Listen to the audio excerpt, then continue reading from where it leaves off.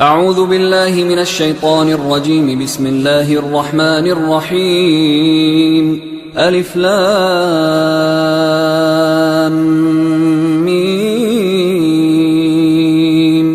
ذلك الكتاب لا ريب فيه هدى للمتقين الذين يؤمنون بالغيب ويقيمون الصلاة ومما رزقناهم ينفقون والذين يؤمنون بما أنزل إليك وما أنزل من قبلك وبالآخرة هم يوقنون أولئك على هدى من ربهم وأولئك هم المفلحون. إن الذين كفروا سواء عليهم أأنذرتهم أم لم تنذرهم لا يؤمنون ختم الله على قلوبهم وعلى سمعهم وعلى أبصارهم غشاوة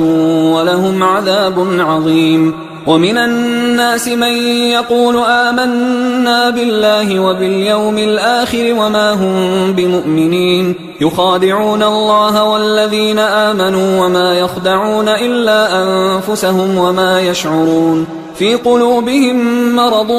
فزادهم الله مرضا ولهم عذاب أليم بما كانوا يكذبون. وإذا قيل لهم لا تفسدوا في الأرض قالوا إنما نحن مصلحون ألا إنهم هم المفسدون ولكن لا يشعرون. وإذا قيل لهم آمنوا كما آمن الناس قالوا أنؤمن كما آمن السفهاء ألا إنهم هم السفهاء ولكن لا يعلمون. وإذا لقوا الذين آمنوا قالوا آمنا وإذا خلوا إلى شياطينهم قالوا إنا معكم إنما نحن مستهزئون الله يستهزئ بهم ويمدهم في طغيانهم يعمهون. أولئك الذين اشتروا الضلالة بالهدى فما ربحت تجارتهم وما كانوا مهتدين. مثلهم كمثل الذي استوقد نارا فلما أضاءت ما حوله ذهب الله بنورهم وتركهم في ظلمات لا يبصرون صم بكم عمي فهم لا يرجعون. أو كصيب من السماء فيه ظلمات ورعد وبرق يجعلون أصابعهم في آذانهم من الصواعق حذر الموت والله محيط بالكافرين. يكاد البرق يخطف أبصارهم كلما أضاء لهم مشوا فيه وإذا أظلم عليهم قاموا ولو شاء الله لذهب بسمعهم وأبصارهم إن الله على كل شيء قدير. يا أيها الناس اعبدوا ربكم الذي خلقكم والذين من قبلكم لعلكم تتقون الذي جعل لكم الأرض فراشا والسماء بناء وأنزل من السماء ماء فأخرج به من الثمرات رزقا لكم فلا تجعلوا لله أندادا وأنتم تعلمون. وإن كنتم في ريب مما نزلنا على عبدنا فأتوا بسورة من مثله وادعوا شهداءكم من دون الله إن كنتم صادقين فإن لم تفعلوا ولن تفعلوا فاتقوا النار التي وقودها الناس والحجارة أعدت للكافرين. وبشر الذين آمنوا وعملوا الصالحات أن لهم جنات تجري من تحتها الأنهار كلما رزقوا منها من ثمرة رزقا قالوا هذا الذي رزقنا من قبل وأتوا به متشابها ولهم فيها أزواج مطهرة وهم فيها خالدون. إن الله لا يستحيي أن يضرب مثلا ما بعوضة فما فوقها فأما الذين آمنوا فيعلمون أنه الحق من ربهم وأما الذين كفروا فيقولون ماذا أراد الله بهذا مثلا يضل به كثيرا ويهدي به كثيرا وما يضل به إلا الفاسقين الذين ينقضون عهد الله من بعد ميثاقه ويقطعون ما أمر الله به أن يوصل ويفسدون في الأرض أولئك هم الخاسرون. كيف تكفرون بالله وكنتم أمواتا فأحياكم ثم يميتكم ثم يحييكم ثم إليه ترجعون. هو الذي خلق لكم ما في الأرض جميعا ثم استوى إلى السماء فسواهن 7 سماوات وهو بكل شيء عليم. وإذ قال ربك للملائكة إني جاعل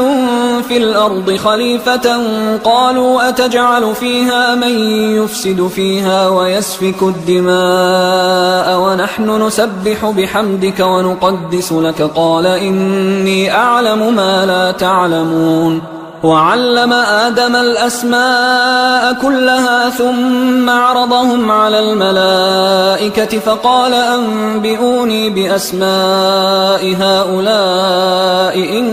كنتم صادقين. قالوا سبحانك لا علم لنا إلا ما علمتنا إنك أنت العليم الحكيم. قال يا آدم أنبئهم بأسمائهم فلما أنبأهم بأسمائهم قال ألم أقل لكم إني أعلم غيب السماوات والأرض وأعلم ما تبدون وما كنتم تكتمون. وإذ قلنا للملائكة اسجدوا لآدم فسجدوا إلا إبليس أبى واستكبر وكان من الكافرين. وقلنا يا آدم اسكن أنت وزوجك الجنة وكلا منها رغدا حيث شئتما ولا تقربا هذه الشجرة فتكونا من الظالمين. فأزلهما الشيطان عنها فأخرجهما مما كانا فيه وقلنا اهبطوا بعضكم لبعض عدو ولكم في الأرض مستقر ومتاع إلى حين. فتلقى آدم من ربه كلمات فتاب عليه إنه هو التواب الرحيم. قلنا اهبطوا منها جميعا فإما يأتينكم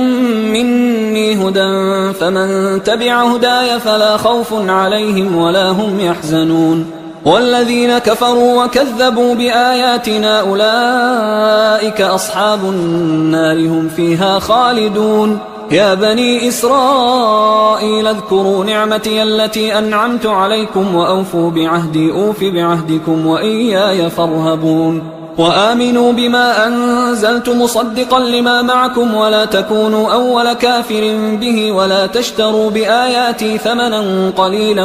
وإياي فاتقون. ولا تلبسوا الحق بالباطل وتكتموا الحق وأنتم تعلمون. وأقيموا الصلاة وآتوا الزكاة واركعوا مع الراكعين. أتأمرون الناس بالبر وتنسون أنفسكم وأنتم تتلون الكتاب أفلا تعقلون. واستعينوا بالصبر والصلاة وإنها لكبيرة إلا على الخاشعين الذين يظنون أنهم ملاقو ربهم وأنهم إليه راجعون. يا بني إسرائيل اذكروا نعمتي التي أنعمت عليكم وأني فضلتكم على العالمين. واتقوا يوما لا تجزي نفس عن نفس شيئا ولا يقبل منها شفاعة ولا يؤخذ منها عدل ولا هم ينصرون. وإذ نجيناكم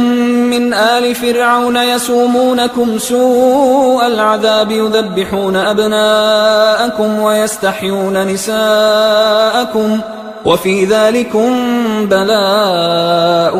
من ربكم عظيم. وإذ فرقنا بكم البحر فأنجيناكم وأغرقنا آل فرعون وأنتم تنظرون. وإذ واعدنا موسى 40 ليلة ثم اتخذتم العجل من بعده وأنتم ظالمون. ثم عفونا عنكم من بعد ذلك لعلكم تشكرون وإذ آتينا موسى الكتاب والفرقان لعلكم تهتدون وإذ قال موسى لقومه يا قوم إنكم ظلمتم أنفسكم باتخاذكم العجل فتوبوا إلى بارئكم فاقتلوا أنفسكم ذلكم خير لكم عند بارئكم فتاب عليكم إنه هو التواب الرحيم وإذ قلتم يا موسى لن نؤمن لك حتى نرى الله جهرة فأخذتكم الصاعقة وأنتم تنظرون ثم بعثناكم من بعد موتكم لعلكم تشكرون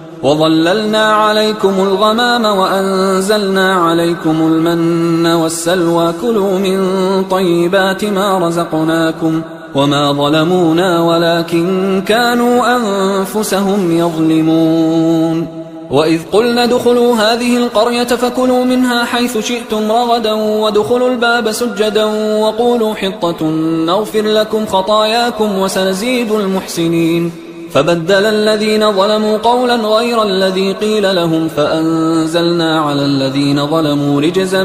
من السماء بما كانوا يفسقون وإذ استسقى موسى لقومه فقلنا اضرب بعصاك الحجر فانفجرت منه 12 عينا قد علم كل أناس مشربهم كلوا واشربوا من رزق الله ولا تعثوا في الأرض مفسدين وإذ قلتم يا موسى لن نصبر على طعام واحد فادع لنا ربك يخرج لنا مما تنبت الأرض من بقلها وقثائها وفومها وعدسها وبصلها قال أتستبدلون الذي هو أدنى بالذي هو خير اهبطوا مصرا فإن لكم ما سألتم وضربت عليهم الذلة والمسكنة وباءوا بغضب من الله ذلك بأنهم كانوا يكفرون بآيات الله ويقتلون النبيين بغير الحق ذلك بما عصوا وكانوا يعتدون إن الذين آمنوا والذين هادوا والنصارى والصابئين من آمن بالله واليوم الآخر وعمل صالحا فلهم أجرهم عند ربهم ولا خوف عليهم ولا هم يحزنون وإذ أخذنا ميثاقكم ورفعنا فوقكم الطور خذوا ما آتيناكم بقوة واذكروا ما فيه لعلكم تتقون ثم توليتم من بعد ذلك فلولا فضل الله عليكم ورحمته لكنتم من الخاسرين ولقد علمتم الذين اعتدوا منكم في السبت فقلنا لهم كونوا قردة خاسئين فجعلناها نكالا لما بين يديها وما خلفها وموعظة للمتقين وإذ قال موسى لقومه إن الله يأمركم أن تذبحوا بقرة قالوا أتتخذنا هزوا قال أعوذ بالله أن أكون من الجاهلين قالوا ادع لنا ربك يبين لنا ما هي قال إنه يقول إنها بقرة لا فارض ولا بكر عوان بين ذلك فافعلوا ما تؤمرون قالوا ادع لنا ربك يبين لنا ما لونها قال إنه يقول إنها بقرة صفراء فاقع لونها تسر الناظرين قالوا ادع لنا ربك يبين لنا ما هي إن البقرة شابه علينا وإنا إن شاء الله لمهتدون قال إنه يقول إنها بقرة لا ذلول تثير الأرض ولا تسقي الحرث مسلمة لا شية فيها قالوا الآن جئت بالحق فذبحوها وما كادوا يفعلون وإذ قتلتم نفسا فادارأتم فيها والله مخرج ما كنتم تكتمون فقلنا اضربوه ببعضها كذلك يحيي الله الموتى ويريكم آياته لعلكم تعقلون ثم قست قلوبكم من بعد ذلك فهي كالحجارة أو أشد قسوة وإن من الحجارة لما يتفجر منه الأنهار وإن منها لما يشقق فيخرج منه الماء وإن منها لما يهبط من خشية الله وما الله بغافل عما تعملون أفتطمعون أن يؤمنوا لكم وقد كان فريق منهم يسمعون كلام الله ثم يحرفونه من بعد ما عقلوه وهم يعلمون وإذا لقوا الذين آمنوا قالوا آمنا وإذا خلا بعضهم إلى بعض قالوا أتحدثونهم بما فتح الله عليكم ليحاجوكم به عند ربكم أفلا تعقلون أولا يعلمون أن الله يعلم ما يسرون وما يعلنون ومنهم أميون لا يعلمون الكتاب إلا أماني وإنهم إلا يظنون فويل للذين يكتبون الكتاب بأيديهم ثم يقولون هذا من عند الله ليشتروا به ثمنا قليلا فويل لهم مما كتبت أيديهم وويل لهم مما يكسبون وقالوا لن تمسنا النار إلا أياما معدودة قل أتخذتم عند الله عهدا فلن يخلف الله عهده أم تقولون على الله ما لا تعلمون بلى من كسب سيئة وأحاطت به خطيئته فأولئك أصحاب النار هم فيها خالدون والذين آمنوا وعملوا الصالحات أولئك أصحاب الجنة هم فيها خالدون وإذ أخذنا ميثاق بني إسرائيل لا تعبدون إلا الله وبالوالدين إحسانا وذي القربى واليتامى والمساكين وقولوا للناس حسنا وأقيموا الصلاة وآتوا الزكاة ثم توليتم إلا قليلا منكم وأنتم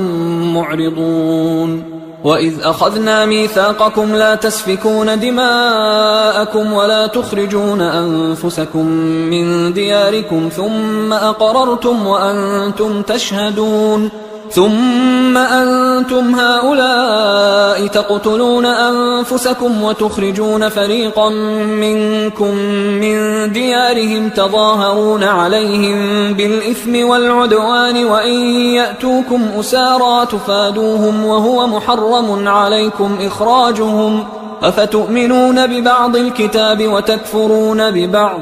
فما جزاء من يفعل ذلك منكم إلا خزي في الحياة الدنيا ويوم القيامة يردون إلى أشد العذاب وما الله بغافل عما تعملون أولئك الذين اشتروا الحياة الدنيا بالآخرة فلا يخفف عنهم العذاب ولا هم ينصرون ولقد آتينا موسى الكتاب وقفينا من بعده بالرسل وآتينا عيسى ابن مريم البينات وأيدناه بروح القدس أفكلما جاءكم رسول بما لا تهوى أنفسكم استكبرتم ففريقا كذبتم وفريقا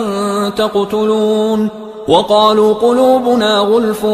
بل لعنهم الله بكفرهم فقليلا ما يؤمنون ولما جاءهم كتاب من عند الله مصدق لما معهم وكانوا من قبل يستفتحون على الذين كفروا فلما جاءهم ما عرفوا كفروا به فلعنة الله على الكافرين بئس ما اشتروا به أنفسهم أن يكفروا بما أنزل الله بغيا أن ينزل الله من فضله على من يشاء من عباده فباءوا بغضب على غضب وللكافرين عذاب مهين وإذا قيل لهم آمنوا بما أنزل الله قالوا نؤمن بما أنزل علينا ويكفرون بما وراءه وهو الحق مصدقا لما معهم قل فلم تقتلون أنبياء الله من قبل إن كنتم مؤمنين ولقد جاءكم موسى بالبينات ثم اتخذتم العجل من بعده وأنتم ظالمون وإذ أخذنا ميثاقكم ورفعنا فوقكم الطور خذوا ما آتيناكم بقوة واسمعوا قالوا سمعنا وعصينا وأشربوا في قلوبهم العجل بكفرهم قل بئس ما يأمركم به إيمانكم إن كنتم مؤمنين قل إن كانت لكم الدار الآخرة عند الله خالصة من دون الناس فتمنوا الموت إن كنتم صادقين ولن يتمنوه أبدا بما قدمت أيديهم والله عليم بالظالمين ولتجدنهم أحرص الناس على حياة ومن الذين أشركوا يود أحدهم لو يعمر 1000 سنة وما هو بمزحزحه من العذاب أن يعمر والله بصير بما يعملون قل من كان عدوا لجبريل فإنه نزله على قلبك بإذن الله مصدقا لما بين يديه وهدى وبشرى للمؤمنين من كان عدوا لله وملائكته ورسله وجبريل وميكال فإن الله عدو للكافرين ولقد أنزلنا إليك آيات بينات وما يكفر بها إلا الفاسقون أوكلما عاهدوا عهدا نبذه فريق منهم بل أكثرهم لا يؤمنون ولما جاءهم رسول من عند الله مصدق لما معهم نبذ فريق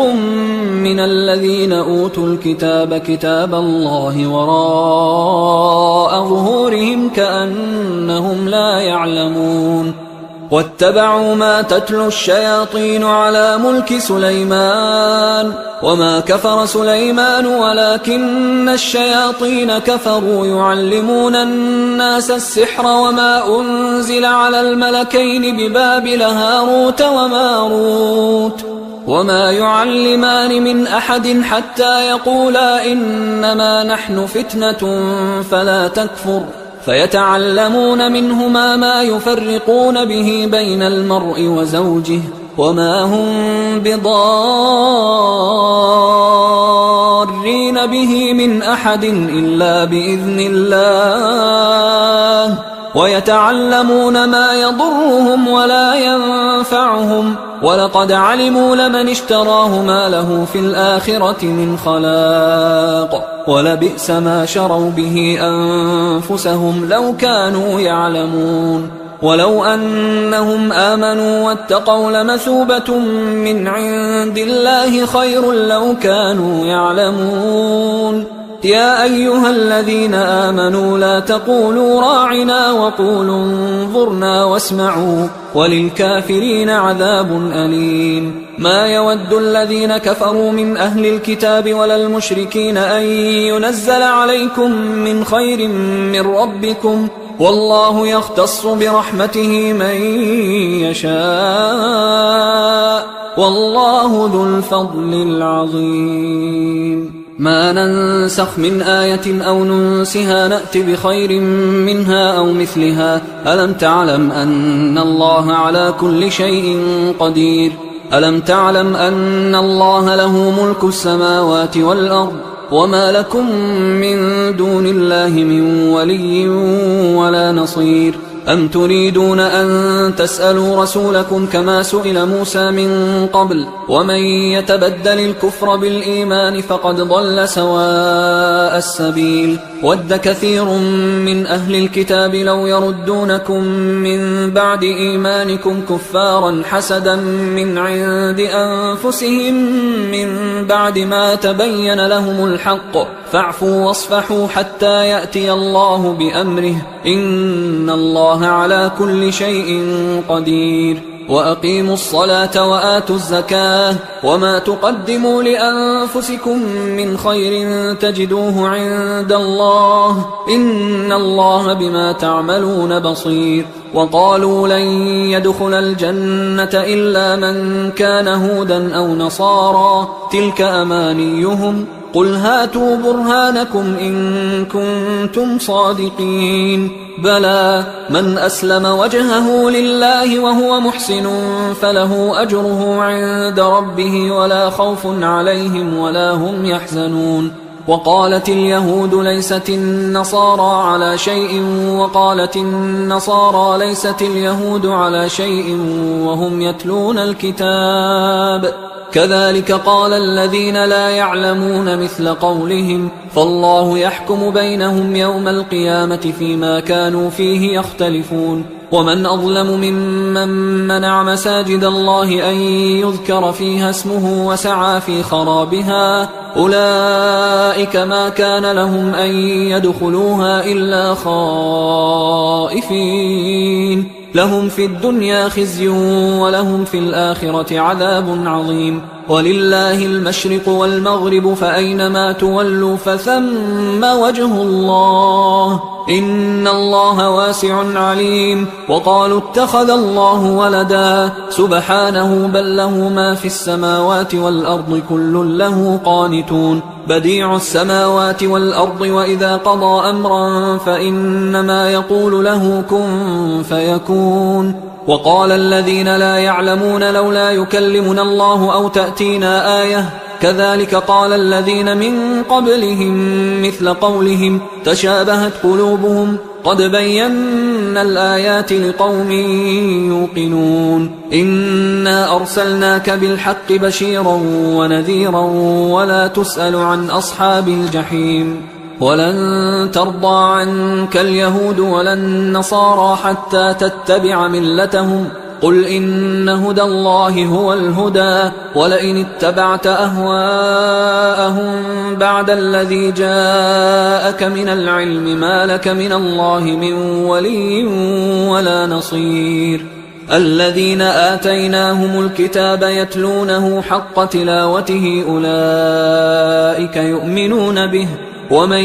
يكفر به فأولئك هم الخاسرون. يا بني إسرائيل اذكروا نعمتي التي أنعمت عليكم وأني فضلتكم على العالمين واتقوا يوما لا تجزي نفس عن نفس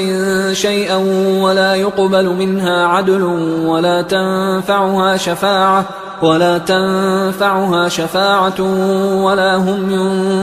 ينصرون. وإذ ابتلى إبراهيم ربه بكلمات فأتمهن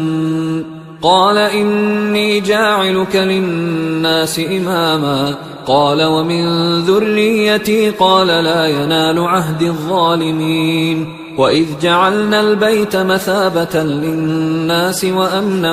واتخذوا من مقام إبراهيم مصلى وعهدنا إلى إبراهيم وإسماعيل أن طهرا بيتي للطائفين والعاكفين والركع السجود. وإذ قال إبراهيم رب اجعل هذا بلدا آمنا وارزق أهله من الثمرات من آمن منهم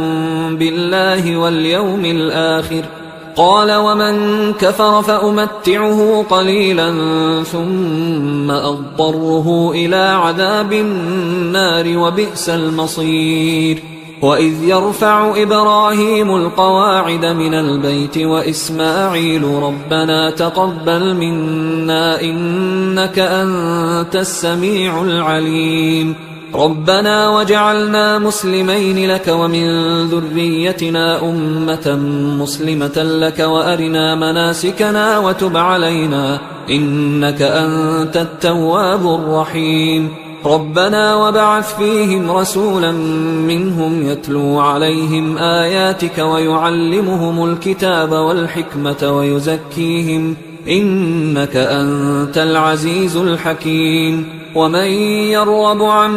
ملة إبراهيم إلا من سفه نفسه ولقد اصطفيناه في الدنيا وإنه في الآخرة لمن الصالحين. إذ قال له ربه أسلم قال أسلمت لرب العالمين. ووصى بها إبراهيم بنيه ويعقوب يا بني إن الله اصطفى لكم الدين فلا تموتن إلا وأنتم مسلمون. أم كنتم شهداء إذ حضر يعقوب الموت إذ قال لبنيه ما تعبدون من بعدي قالوا نعبد إلهك وإله آبائك إبراهيم وإسماعيل وإسحاق إلها واحدا ونحن له مسلمون. تلك أمة قد خلت لها ما كسبت ولكم ما كسبتم ولا تسألون عما كانوا يعملون. وقالوا كونوا هودا أو نصارى تهتدوا قل بل ملة إبراهيم حنيفا وما كان من المشركين. قولوا آمنا بالله وما أنزل إلينا وما أنزل إلى إبراهيم وإسماعيل وإسحاق ويعقوب والأسباط وما أوتي موسى وعيسى وما أوتي النبيون من ربهم لا نفرق بين أحد منهم ونحن له مسلمون. فإن آمنوا بمثل ما آمنتم به فقد اهتدوا وإن تولوا فإنما هم في شقاق فسيكفيكهم الله وهو السميع العليم. صبغة الله ومن أحسن من الله صبغة ونحن له عابدون. قل أتحاجوننا في الله وهو ربنا وربكم ولنا أعمالنا ولكم أعمالكم ونحن له مخلصون. أم تقولون إن إبراهيم وإسماعيل وإسحاق ويعقوب والأسباط كانوا هودا أو نصارى قل أأنتم أعلم أم الله ومن أظلم ممن كتم شهادة عنده من الله وما الله بغافل عما تعملون. تلك أمة قد خلت لها ما كسبت ولكم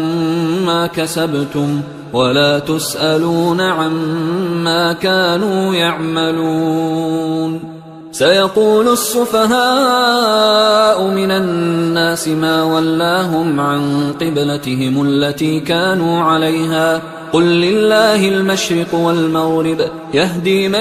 يشاء إلى صراط مستقيم. وكذلك جعلناكم أمة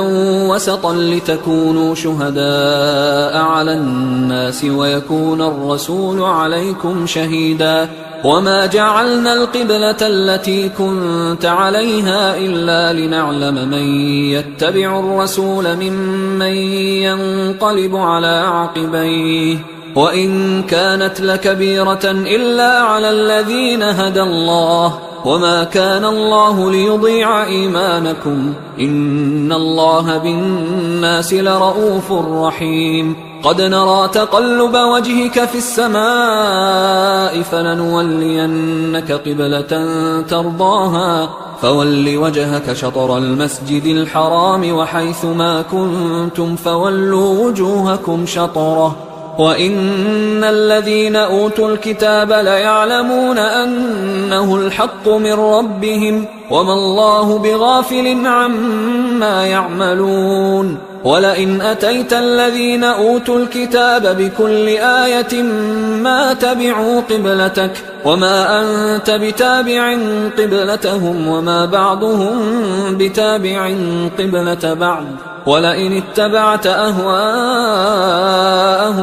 من بعد ما جاءك من العلم إنك إذا لمن الظالمين. الذين آتيناهم الكتاب يعرفونه كما يعرفون أبناءهم وإن فريقا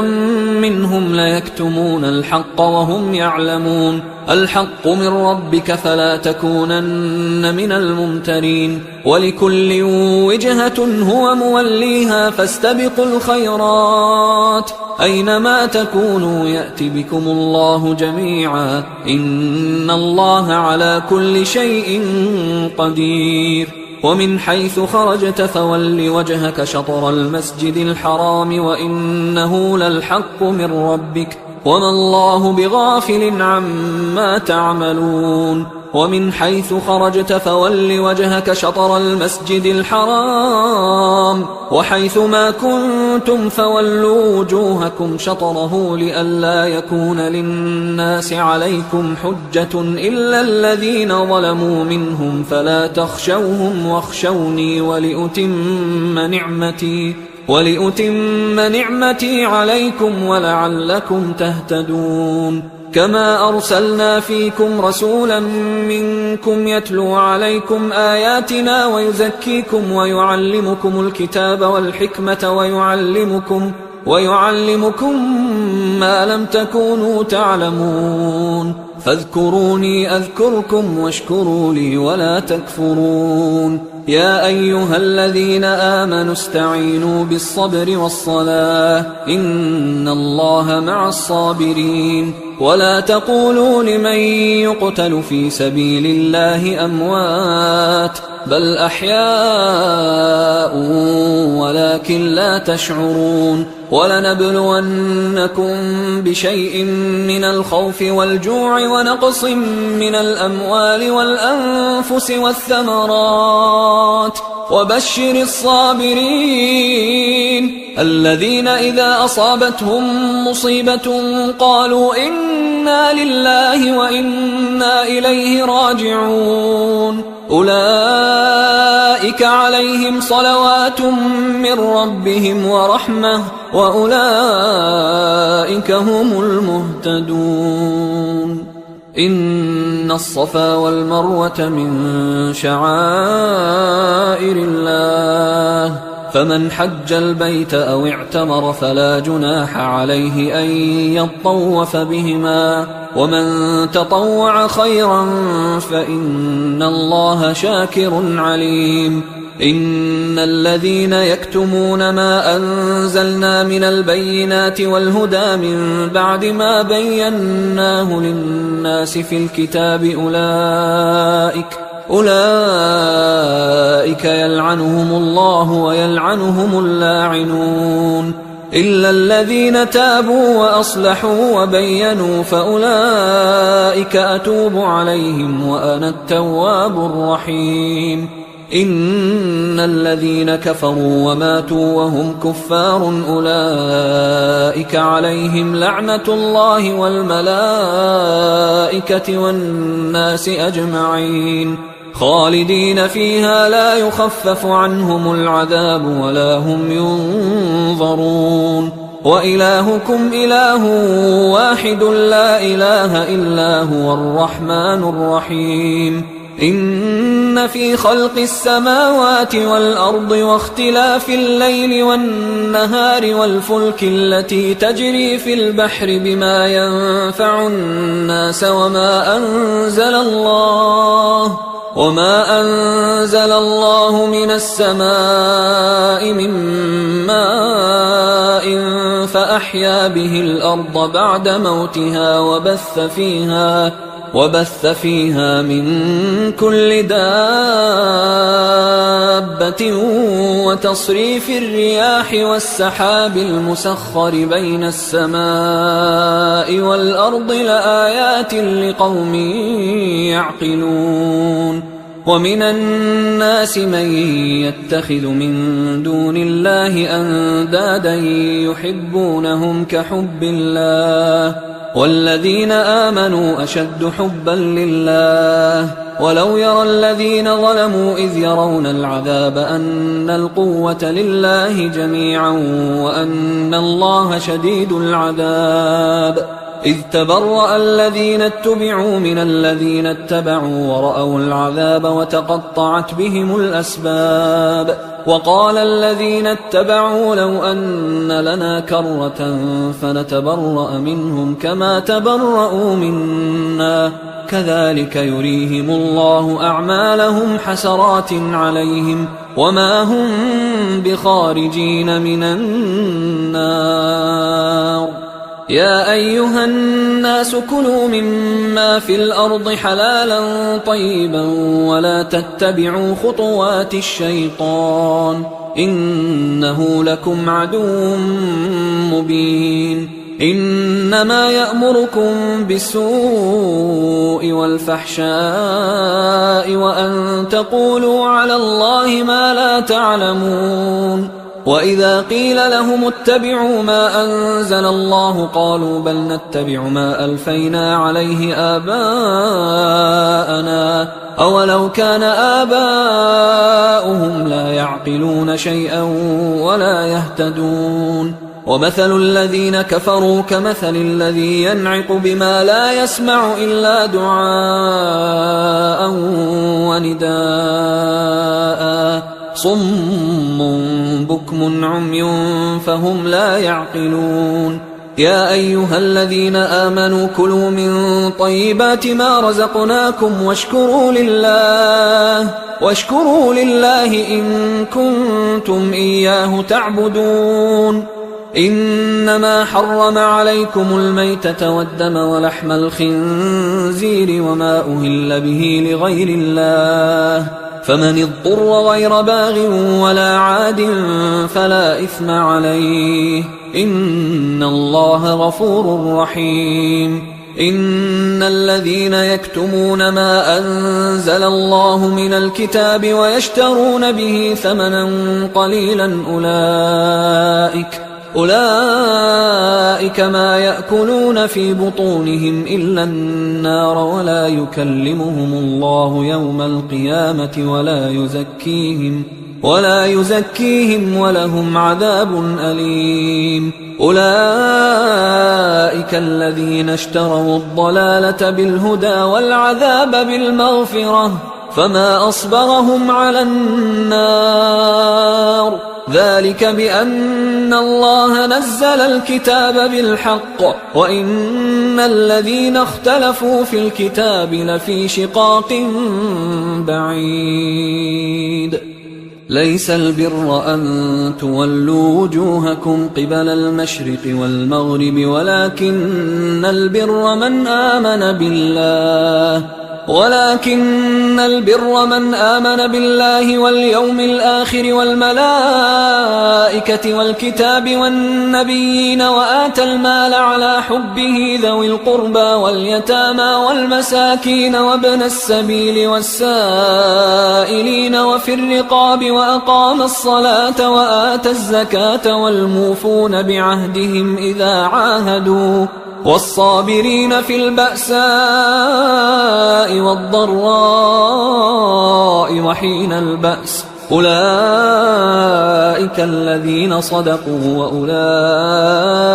هم المتقون يا أيها الذين آمنوا كتب عليكم القصاص في القتلى الحر بالحر والعبد بالعبد والأنثى بالأنثى فمن عفي له من أخيه شيء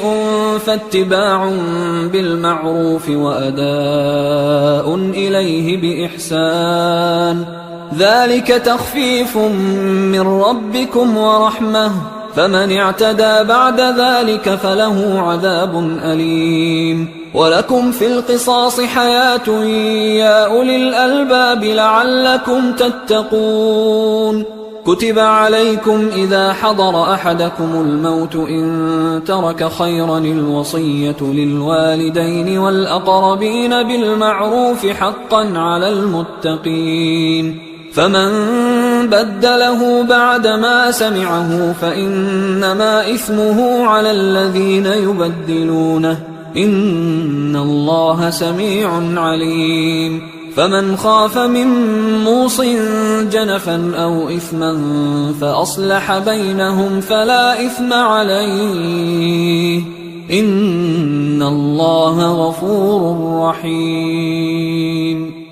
يا أيها الذين آمنوا كتب عليكم الصيام كما كتب على الذين من قبلكم لعلكم تتقون أياما معدودات، فمن كان منكم مريضا أو على سفر فعدة من أيام أخر، وعلى الذين يطيقونه فدية طعام مسكين، فمن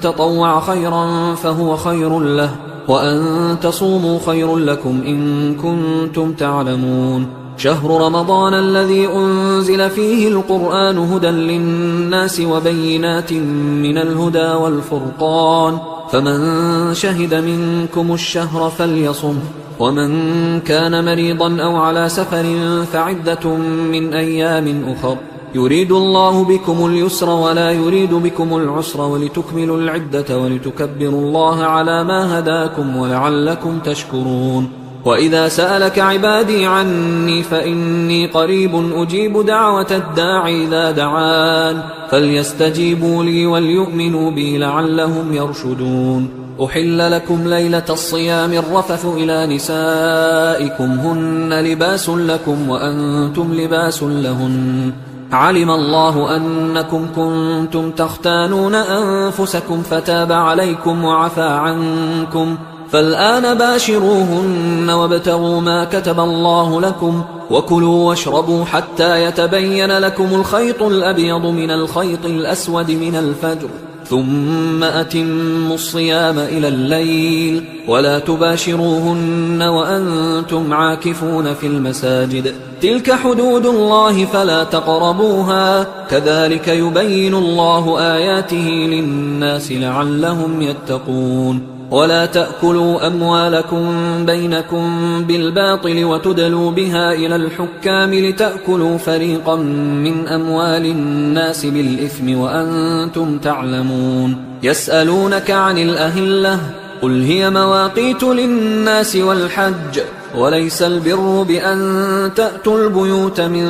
ظهورها ولكن البر من اتقى، وأتوا البيوت من أبوابها واتقوا الله لعلكم تفلحون. وقاتلوا في سبيل الله الذين يقاتلونكم ولا تعتدوا إن الله لا يحب المعتدين. وقتلوهم حيث ثقفتموهم وأخرجوهم من حيث أخرجوكم والفتنة أشد من القتل، ولا تقاتلوهم عند المسجد الحرام حتى يقاتلوكم فيه، فإن قاتلوكم فاقتلوهم، كذلك جزاء الكافرين، فإن انتهوا فإن الله غفور رحيم. وقاتلوهم حتى لا تكون فتنة ويكون الدين لله، فإن انتهوا فلا عدوان إلا على الظالمين.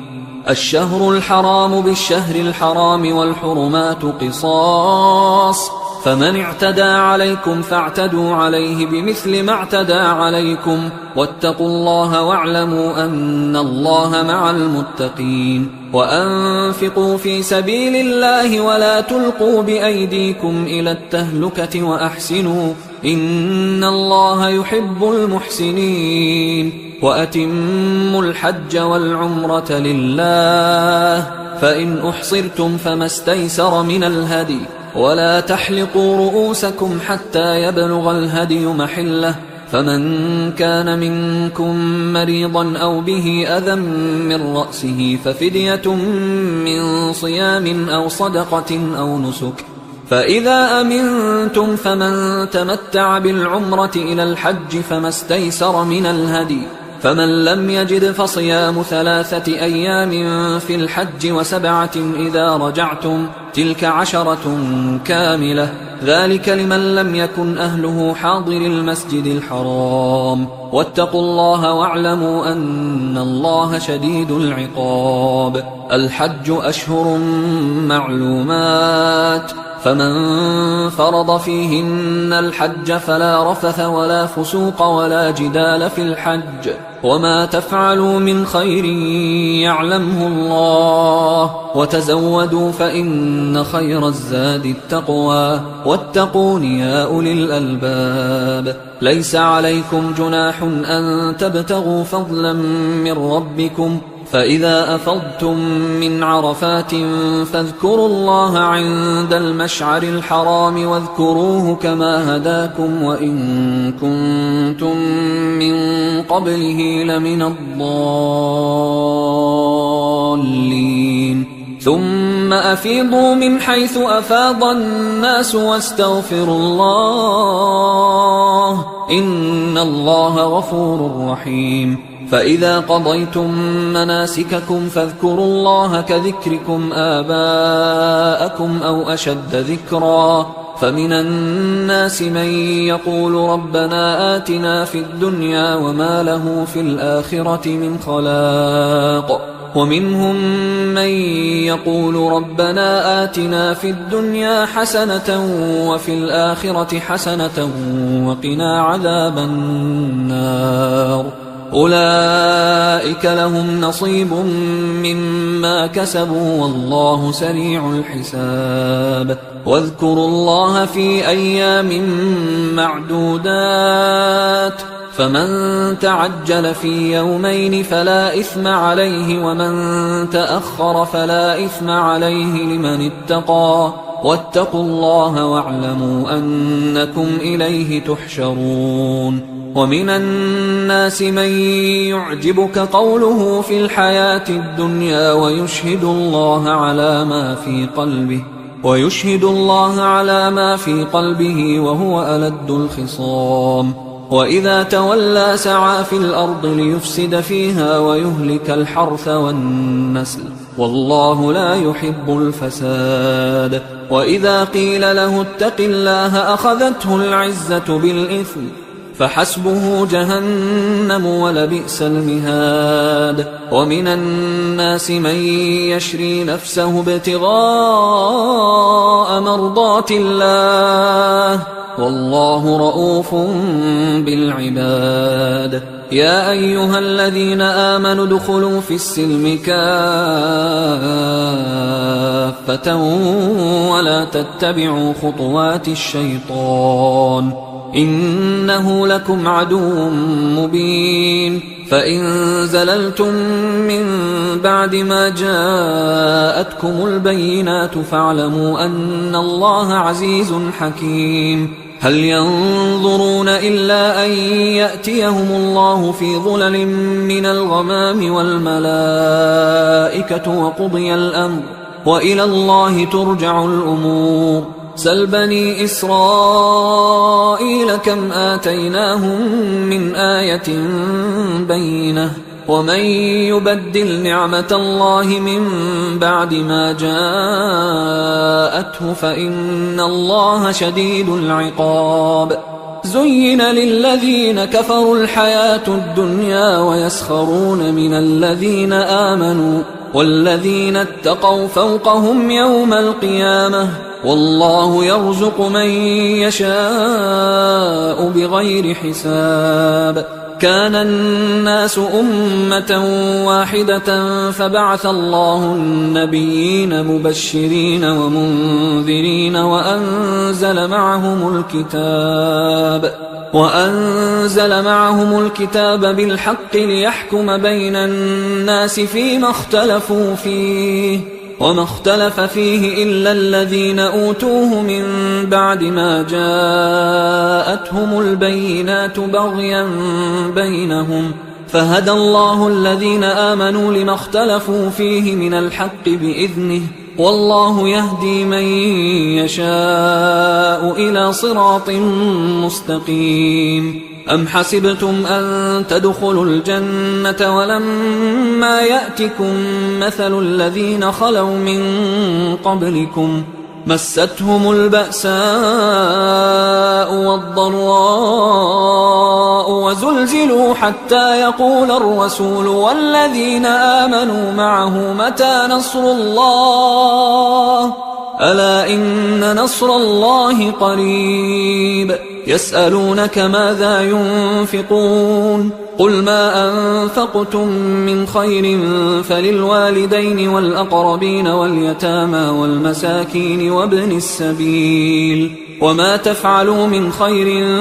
فإن الله به عليم كتب عليكم القتال وهو كره لكم وعسى أن تكرهوا شيئا وهو خير لكم وعسى أن تحبوا شيئا وهو شر لكم والله يعلم وأنتم لا تعلمون يسألونك عن الشهر الحرام قتال فيه قل قتال فيه كبير وصد عن سبيل الله وكفر به والمسجد الحرام وإخراج أهله منه أكبر عند الله والفتنة أكبر من القتل ولا يزالون يقاتلونكم حتى يردوكم عن دينكم إن استطاعوا ومن يرتدد منكم عن دينه فيمت وهو كافر فأولئك حبطت أعمالهم في الدنيا والآخرة وأولئك أصحاب النار هم فيها خالدون إن الذين آمنوا والذين هاجروا وجاهدوا في سبيل الله أولئك يرجون رحمة الله والله غفور رحيم يسألونك عن الخمر والميسر قل فيهما إثم كبير ومنافع للناس وإثمهما أكبر من نفعهما ويسألونك ماذا ينفقون قل العفو كذلك يبين الله لكم الآيات لعلكم تتفكرون في الدنيا والآخرة ويسألونك عن اليتامى قل إصلاح لهم خير وإن تخالطوهم فإخوانكم والله يعلم المفسد من المصلح ولو شاء الله لأعنتكم إن الله عزيز حكيم ولا تنكحوا المشركات حتى يؤمنوا ولأمة مؤمنة خير من مشركة ولو أعجبتكم ولا تنكحوا المشركين حتى يؤمنوا ولعبد مؤمن خير من مشرك ولو أعجبكم أولئك يدعون إلى النار والله يدعو إلى الجنة والمغفرة بإذنه ويبين آياته للناس لعلهم يتذكرون ويسألونك عن المحيض قل هو أذى فاعتزلوا النساء في المحيض ولا تقربوهن حتى يطهرن فإذا تطهرن فأتوهن من حيث أمركم الله إن الله يحب التوابين ويحب المتطهرين نساؤكم حرث لكم فأتوا حرثكم أنى شئتم وقدموا لأنفسكم واتقوا الله واعلموا أنكم ملاقوه وبشر المؤمنين ولا تجعلوا الله عرضة لأيمانكم أن تبروا وتتقوا وتصلحوا بين الناس والله سميع عليم لا يؤاخذكم الله باللغو في أيمانكم ولكن يؤاخذكم بما كسبت قلوبكم والله غفور حليم للذين يؤلون من نسائهم تربص 4 أشهر فإن فاءوا فإن الله غفور رحيم وإن عزموا الطلاق فإن الله سميع عليم والمطلقات يتربصن بأنفسهن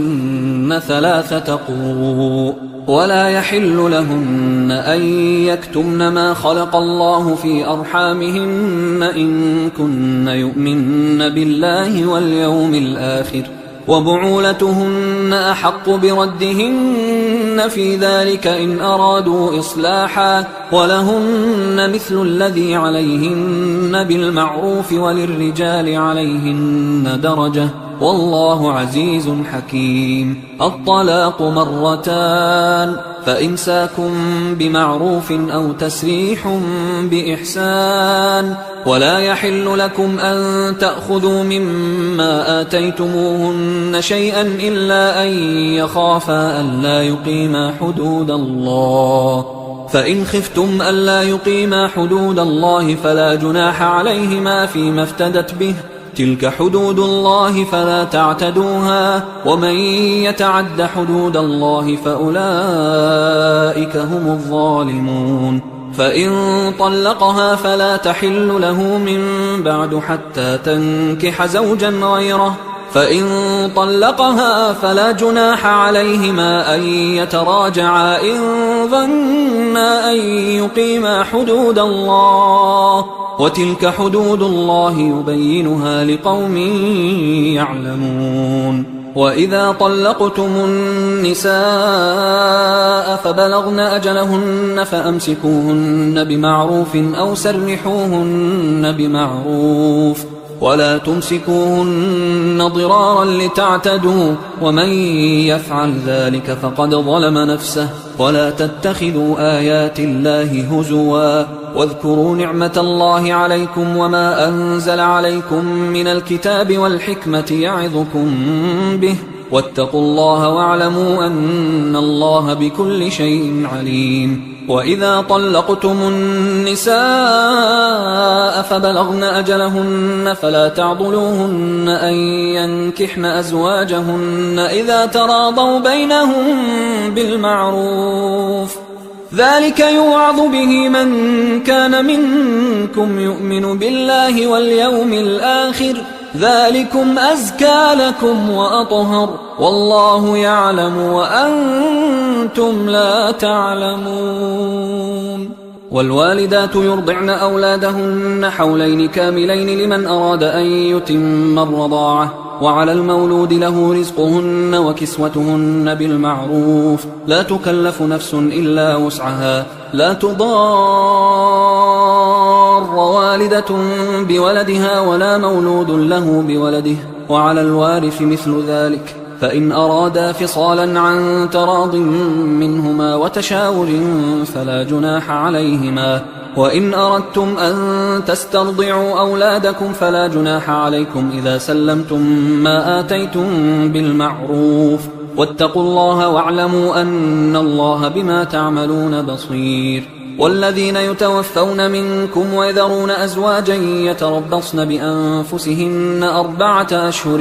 وعشرا، فإذا بلغن أجلهن فلا جناح عليكم فيما فعلن في أنفسهن بالمعروف، والله بما تعملون خبير. ولا جناح عليكم فيما عرضتم به من خطبة النساء أو أكننتم في أنفسكم، علم الله أنكم ستذكرونهن ولكن لا تواعدوهن سرا إلا أن تقولوا قولا معروفا، ولا تعزموا عقدة النكاح حتى يبلغ الكتاب أجله، واعلموا أن الله يعلم ما في أنفسكم فاحذروه، واعلموا أن الله غفور حليم. لا جناح عليكم إن طلقتم النساء ما لم تمسوهن أو تفرضوا لهن فريضة، ومتعوهن على الموسع قدره وعلى المقتر قدره متاعا بالمعروف حقا على المحسنين. وإن طلقتموهن من قبل أن تمسوهن وقد فرضتم لهن فريضة فنصف ما فرضتم إلا أن يعفون أو يعفو الذي بيده عقدة النكاح، وأن تعفوا أقرب للتقوى، ولا تنسوا الفضل بينكم، إن الله بما تعملون بصير. حافظوا على الصلوات والصلاة الوسطى وقوموا لله قانتين، فإن خفتم فرجالا أو ركبانا، فإذا أمنتم فاذكروا الله كما علمكم ما لم تكونوا تعلمون. والذين يتوفون منكم ويذرون أزواجا وصية لأزواجهم متاعا إلى الحول غير إخراج، فإن خرجن فلا جناح عليكم فيما فعلن في أنفسهن من معروف، والله عزيز حكيم. وللمطلقات متاع بالمعروف حقا على المتقين، كذلك يبين الله لكم آياته لعلكم تعقلون. ألم تر إلى الذين خرجوا من ديارهم وهم ألوف حذر الموت فقال لهم الله موتوا ثم أحياهم، إن الله لذو فضل على الناس ولكن أكثر الناس لا يشكرون وقاتلوا في سبيل الله واعلموا أن الله سميع عليم من ذا الذي يقرض الله قرضا حسنا فيضاعفه له أضعافا كثيرة والله يقبض ويبسط وإليه ترجعون ألم تر إلى الملأ من بني إسرائيل من بعد موسى إذ قالوا لنبي له مبعث لنا ملكا نقاتل في سبيل الله قال هل عسيتم إن كتب عليكم القتال ألا تقاتلوا قالوا وما لنا ألا نقاتل في سبيل الله وقد أخرجنا من ديارنا وأبنائنا فلما كتب عليهم القتال تولوا إلا قليلا منهم والله عليم بالظالمين وقال لهم نبيهم إن الله قد بعث لكم طالوت ملكا قالوا أنى يكون له الملك علينا ونحن أحق بالملك منه ولم يؤت سعة من المال قال إن الله اصطفاه عليكم وزاده بسطة في العلم والجسم والله يؤتي ملكه من يشاء والله واسع عليم وقال لهم نبيهم إن آية ملكه أن يأتيكم التابوت فيه سكينة من ربكم وبقية مما ترك آل موسى وآل هارون تحمله الملائكة إن في ذلك لآية لكم إن كنتم مؤمنين فلما فصل طالوت بالجنود قال إن الله مبتليكم بنهر فمن شرب منه فليس مني ومن لم يطعمه فإنه مني إلا من اغترف غرفة بيده فشربوا منه إلا قليلا منهم فلما جاوزه هو والذين آمنوا معه قالوا لا طاقة لنا اليوم بجالوت وجنوده قال الذين يظنون أنهم ملاقوا الله كم من فئة قليلة غلبت فئة كثيرة بإذن الله والله مع الصابرين ولما برزوا لجالوت وجنوده قالوا ربنا أفرغ علينا صبرا وثبت أقدامنا وانصرنا على القوم الكافرين فهزموهم بإذن الله وقتل داود جالوت وآتاه الله الملك والحكمة وعلمه مما يشاء ولولا دفع الله الناس بعضهم ببعض لفسدت الأرض ولكن الله ذو فضل على العالمين تلك آيات الله نتلوها عليك بالحق وإنك لمن المرسلين تلك الرسل فضلنا بعضهم على بعض منهم من كلم الله ورفع بعضهم درجات وآتينا عيسى ابن مريم البينات وأيدناه بروح القدس ولو شاء الله ما اقتتل الذين من بعدهم من بعد ما جاءتهم البينات ولكن اختلفوا فمنهم من آمن ومنهم من كفر ولو شاء الله ما اقتتلوا ولكن الله يفعل ما يريد يا أيها الذين آمنوا أنفقوا مما رزقناكم من قبل أن يأتي يوم لا بيع فيه ولا خلة ولا شفاعة والكافرون هم الظالمون الله لا إله إلا هو الحي القيوم لا تأخذه سنة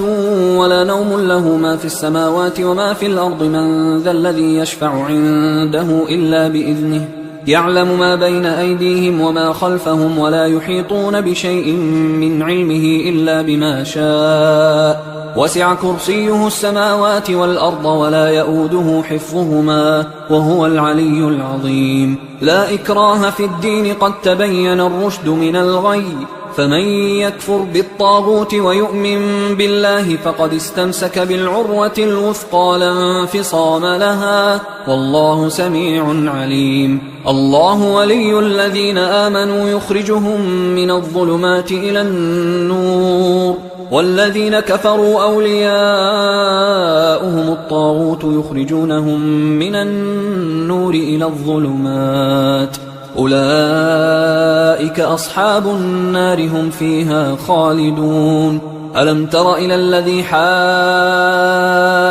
إبراهيم في ربه أن آتاه الله الملك إذ قال إبراهيم ربي الذي يحيي ويميت قال أنا أحيي وأميت. قال إبراهيم فإن الله يأتي بالشمس من المشرق فأت بها من المغرب فبهت الذي كفر والله لا يهدي القوم الظالمين. أو كالذي مر على قرية وهي خاوية على عروشها قال أنى يحيي هذه الله بعد موتها فأماته الله 100 عام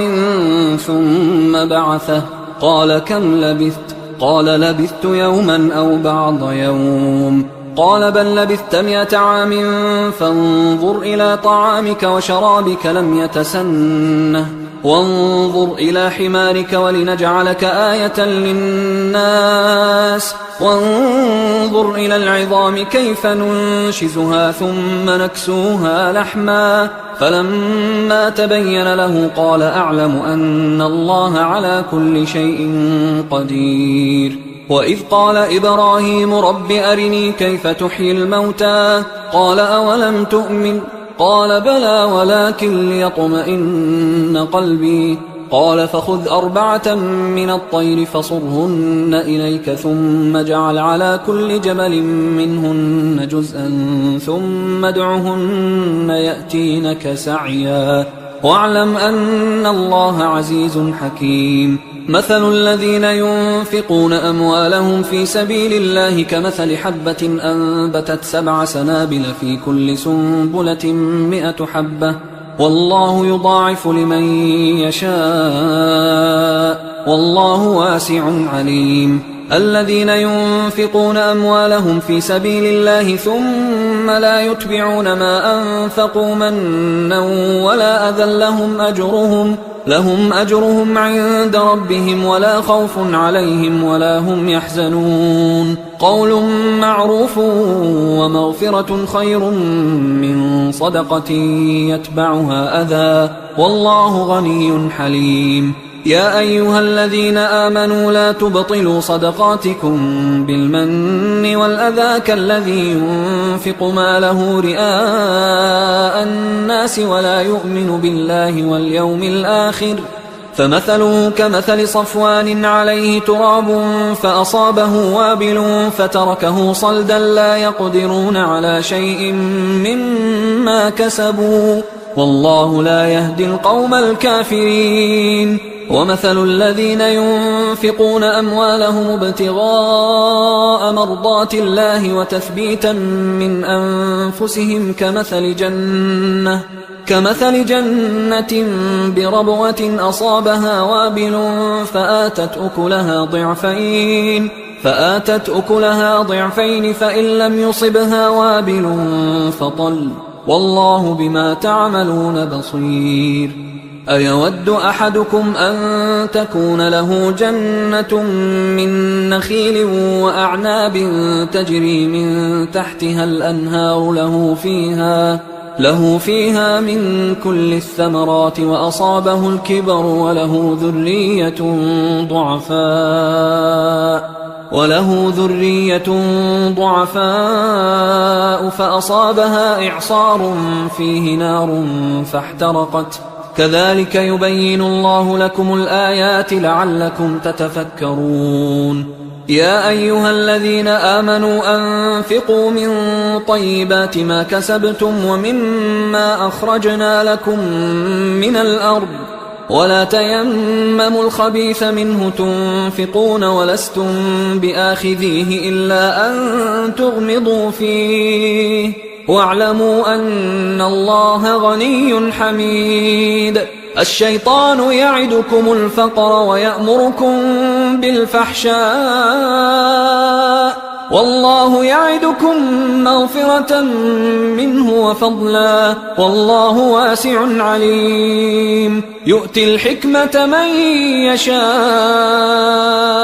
ومن يؤت الحكمة فقد أوتي خيرا كثيرا وما يذكر إلا أولو الألباب. وما أنفقتم من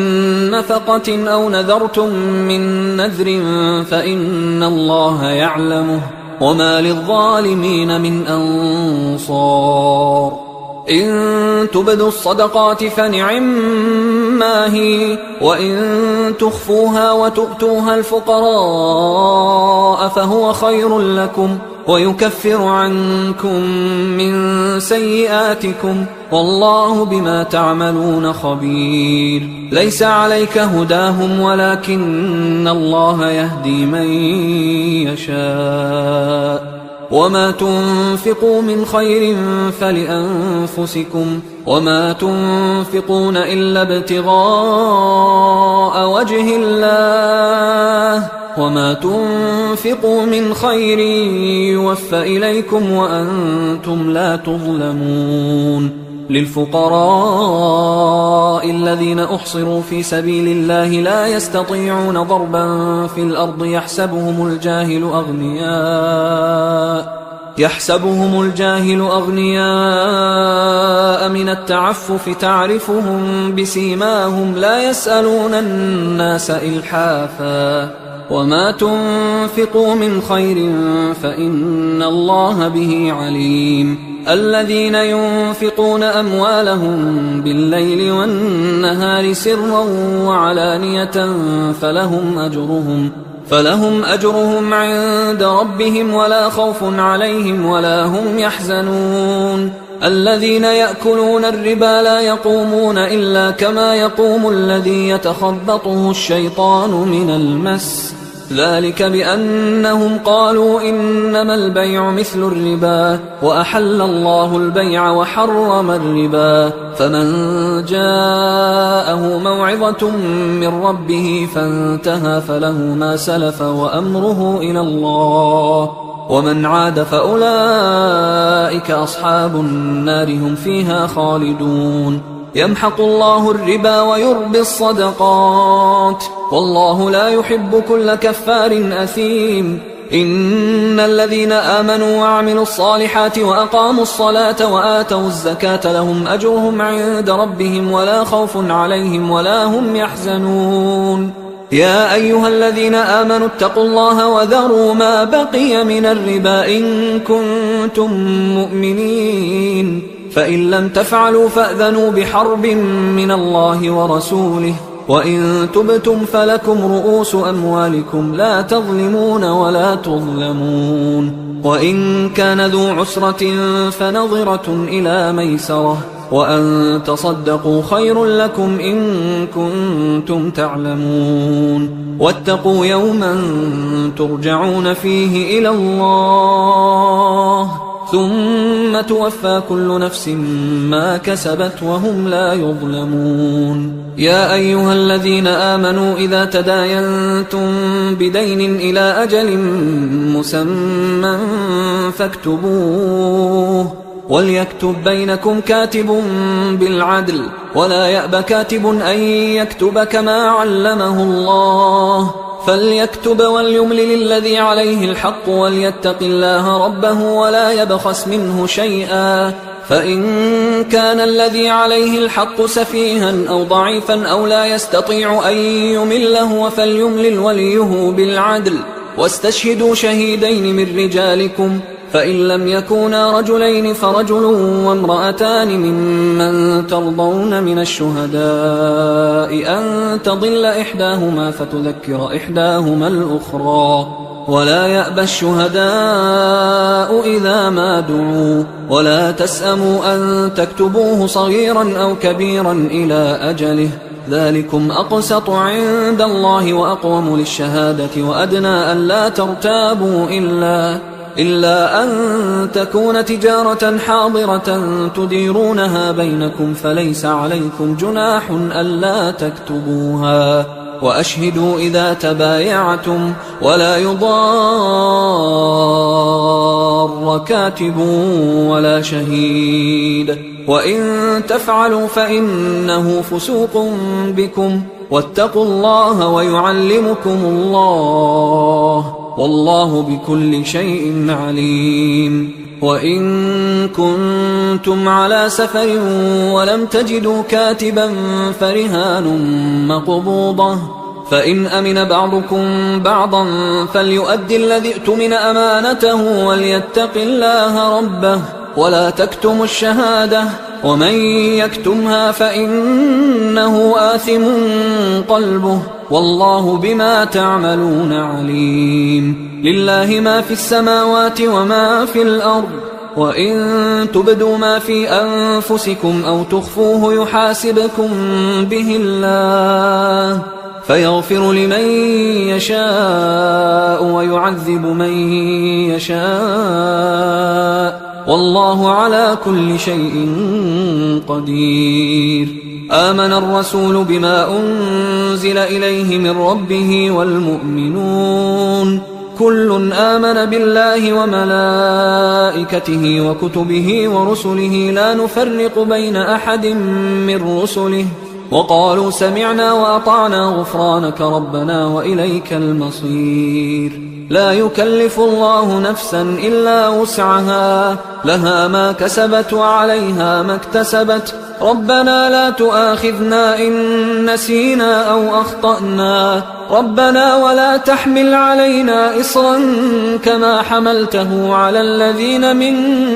قبلنا، ربنا ولا تحملنا ما لا طاقة لنا به واعف عنا واغفر لنا وارحمنا أنت مولانا فانصرنا على القوم الكافرين.